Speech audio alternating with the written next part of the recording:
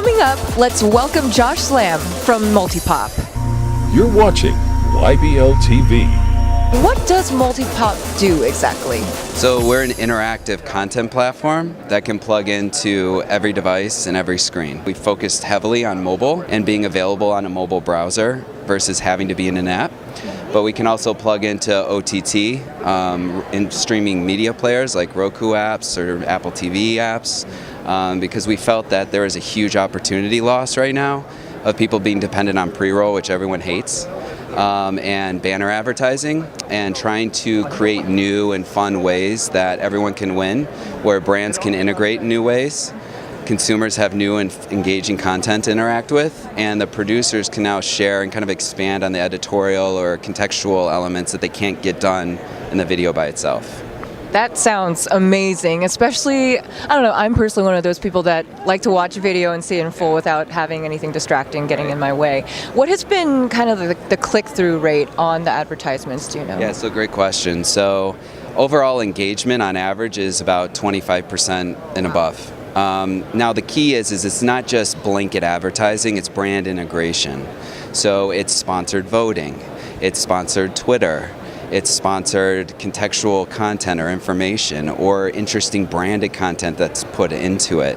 So it's done in a much more organic way versus just buy, sell, which we believe kind of wears out a viewer and it starts losing the value. So our goal is to say, okay, what do people want to know? What would be interesting? And it gives the publisher a new opportunity to provide new content and context, but also make more money and give a good user experience so everybody can actually win versus coming up with new ways to trick people or ways that they're really annoyed, so we're going to invent a skip button and things like that. So what we're trying to do is really create where everybody kind of blends together, right? We are ardently against hotspots, annotations, overlays. I believe it disrupts the viewing experience, as you were saying. Two, I don't think it's truly scalable, especially for longer form content. You give me an advertisement for a minute or less, okay, I can put up with it. But if it's over 2 minutes, I don't want to see plus signs over people's faces for 5 minutes. So it's big for us we actually came from the content creation side. So we tried to build the tools and tried to build the UI to really help add to the experience, but not distract from the actual video content, which is the biggest investment. Who do you believe is MultiPop's ideal user? Honestly, the millennial is the home run. So anybody that 13, even younger actually, all the way up to 34 is the typical high priority user.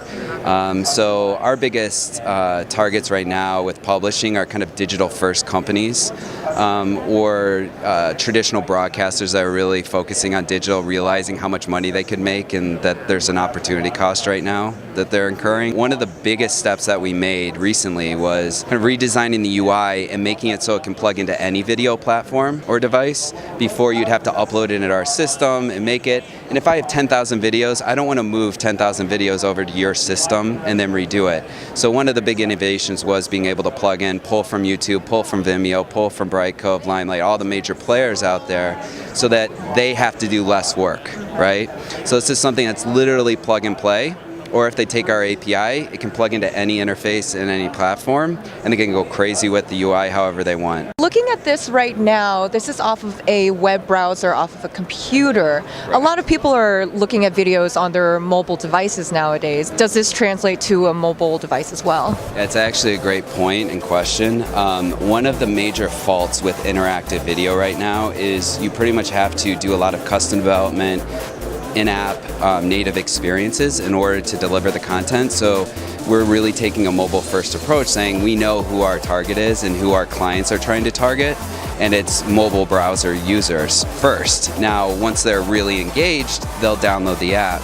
But you don't want that to be a major distraction or barrier to entry because you're leaving a lot of money on the table if you're integrating brands and you're basing things off of impressions and click-throughs. All of a sudden you've lost that entire demographic and reach. So we're trying to maximize that. So one of the key pieces that we put in here was to be able to actively engage with all the content items. Feels very much like an interactive app, but it's actually all browser-based.